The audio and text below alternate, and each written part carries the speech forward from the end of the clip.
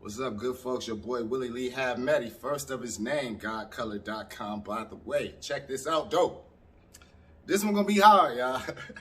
Like, this is gonna be a hard one to talk about because it's gonna rub a lot of people the wrong way. But I want y'all to understand where I'm coming from. I'm gonna talk about why I can never vote for the Democratic Party again. Maybe never is a strong word. Like, maybe they will change their ways, but as history has shown, I somehow doubt it. Let me go into my point. Let's talk about the history of the Democratic Party from my point of view. And I'll ask you, like, if I am wrong about my history, just tell me where them lies at. You know what I'm saying? And we can go from there. But going off the gate, like, the people that continue slavery was the Democratic Party. Like, we know those Southerners were the Democrats. And when the Republican Party decided to go away from slavery in the North, it was the Democrats in the South that kept it going. It was the Democrats who had the Confederacy. Matter of fact, it was the Republican Party who had the first elected officials that were of black color, right? So looking at them Democrats going into the 20s, 30s, 40s, it was the Democrats who gave us Jim Crow. Democrats that gave us segregation, separate but equal, all that good stuff. So somehow during the course of the 40s, 50s, 60s, and going forward, the Democrats changed a bit. Like, the Democrats went from those Southern racists, right, to these liberals who want to take care of everybody. We have, let's look at the two symbols. And again, I'm still talking about the history of the parties. Let's look at the symbol. The Republicans have the elephant. The elephant symbolizes an animal that is strong enough to take care of itself. And the Democrats have a pack animal, the donkey. The donkey symbolizes where you are weak, we are strong enough to carry you. And it's a noble ideal. Like, I get that. I fucks with the liberals on that aspect. But the problem that comes from that is people then become dependent. And the Democratic Party seems to be a party that says, hey, let's keep you dependent on us. Instead of teaching you how to fish, we just gonna give you your daily fish. And with that dependency, that we will carry you, let us make all the decisions for you, it seems to me as if the black community has gotten treated like pets. We have been treated like pets or small children, incapable of making their own decisions and taking care of themselves, incapable of manifesting our own destiny. So the Democratic Party will lead us to believe. And going through our history, it was the Democratic Party that gave us welfare. And welfare, we said, you know what, when welfare came, it was a good time period. Like, people needed it. We were living through a Great Depression. We were trying to come out on the other side of it. And we saw the income inequality in America at the time. So the Democratic Party said, you know what, we're going to give you welfare. But if we're going to give you welfare, we can't have a father in a home. So then we got deadbeat dads. And we say these men are terrible dads. They left the home. And a lot of times they were forced out just so someone can get a monthly stipend.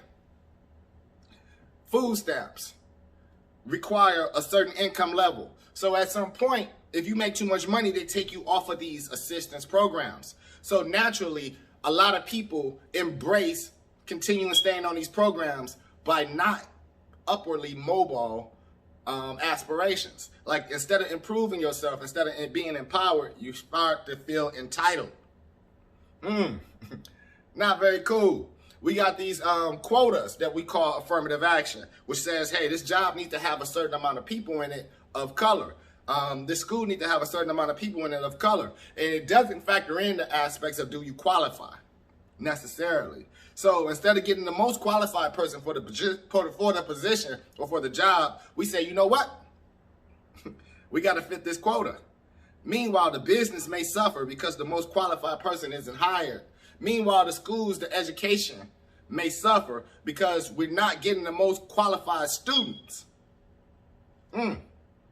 Government housing projects keep you niggas out the suburbs.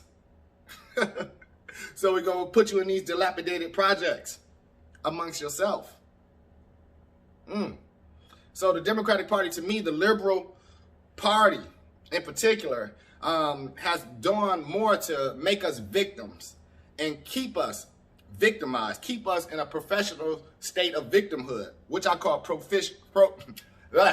which I call professional victims, pro-vic.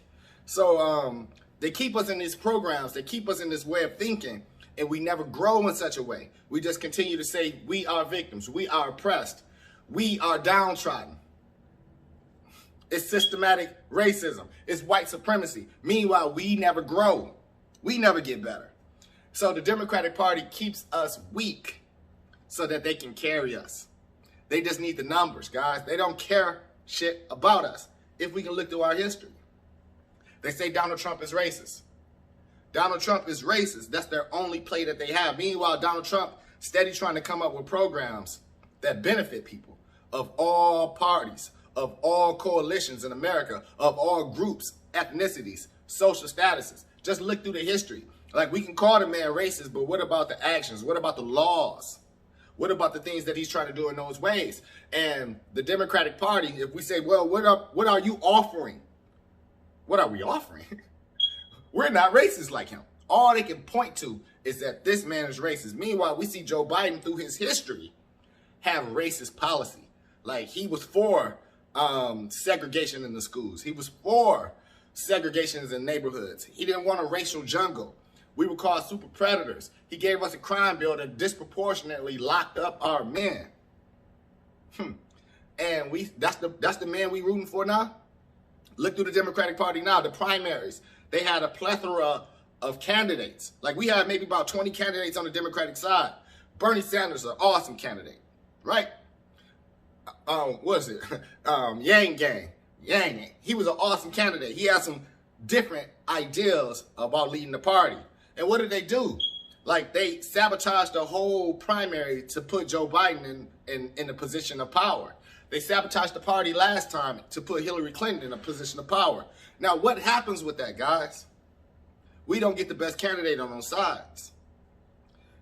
As an independent voter, independently thinking, I voted for Obama first election. Like, I actually stumped for him. Went around canvassing doors, knocking, shaking hands, all that good stuff. And that was in 2008. I was 28 years old. And I saw about 2012 that, shit, he wasn't doing really shit for us. You know what I'm saying? Our vote was guaranteed for him. So that second election, 2012, I voted for Gary Johnson, the Libertarian Party. Third election, at 36 years old, 2016, I voted for Donald Trump. I voted for Donald Trump because I heard a speech where he said, like, damn, like, look at y'all neighborhoods. Look how the Democratic Party hasn't been in charge of the black community for 60 years. And what do y'all have to show for it? But dilapidated buildings, failing schools, lack of education and resources. Like, what do y'all got to lose? I was like, well, you know what? Like, shit, what do I have to lose? Let me check out this Donald Trump guy. And so far over the last 4 years, all I see is the man trying to do his best to build a coalition. And I see the opposite party not coming up with any policy to win my vote. Not doing anything but saying he racist. That's all you got. Like, is that all you got? They've been trying to get the man out of office. They hate all his policy ideals. They even impeached the man. Now they blaming the pandemic on the man. And they keeping the country closed down just so they can win. And we falling for it. Like, we being programmed, guys. And last point I would say, because I gave you all that good stuff, right, about the Democratic Party, where it came from, their history, things like such. And I try to keep it short. Like, I can go on forever on this stuff. But I will say this, like, we are so programmed that if anybody in our particular race and ethnicity goes against this Democratic Party, these liberal ideals, we're called coons. We're called self-haters. Like, you don't love yourself. You're siding with a racist. We're programmed, right? So, me being a coon, right? I'll say this. I'm married to a black woman. I have 4 black children. I have a black-owned business, GodColor.com, by the way. I live in an all-black neighborhood in a majority black city. Like, all my neighbors around me, we middle-class black. All my neighbors look like the Cosby Show, the Huxtables. You know what I'm saying? Like, I can literally go to my neighbors and party and live good, and my children play with their children, and they all 2-parent homes. So don't tell me I have to run to the white community to get upwardly mobile. Don't tell me I must hate myself. Don't tell me I must hate myself if I'm not siding with victim culture. I refuse to be a victim, and you should too. Look at both parties, see what you can find in them that benefits you, and vote accordingly. If the party's only policy is he racist, don't vote for him because he racist. Meanwhile, they have nothing to offer. You need to question that, guys. 60 years of Democrats running our communities. What do we have to show for it? And again, anywhere in this conversation, and I left a lot of stuff out trying to keep it short, but all I ask is where them lies at. I cannot vote for the Democratic Party going forward until I see policy that actually empowers me, not entitles me. Peace.